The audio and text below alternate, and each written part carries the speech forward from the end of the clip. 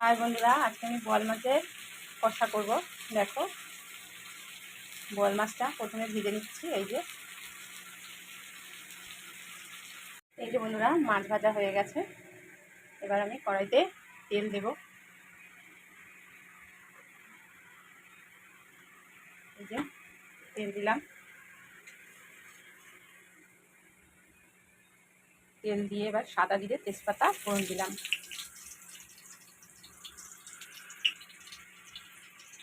তারপর দেখো, এখানে আছে আদা, রসুন, টমেটো আর সাদা জিরে গুঁড়ো, আর হালকা একটু কাশ্মীরি লঙ্কা দিয়েছি, আর লঙ্কা বাটা।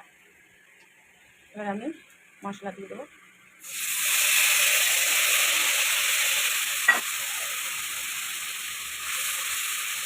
এবার নাড়াচাড়া করে দিলাম। এবার দেবো একটু নুন,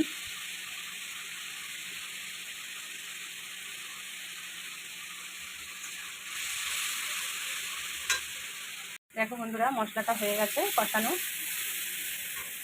এবার দেবো জল। যেহেতু আমি কষা করবো বলেছিলাম এটা, তাই অল্প জল দেবো। অল্প জল দিলাম।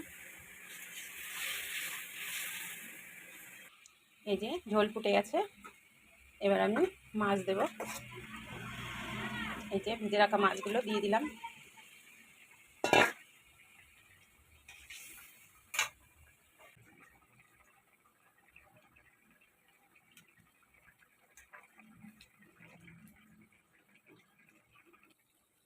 এই যে বন্ধুরা, আমার বোয়াল মাছ কষা তৈরি হয়ে গেছে।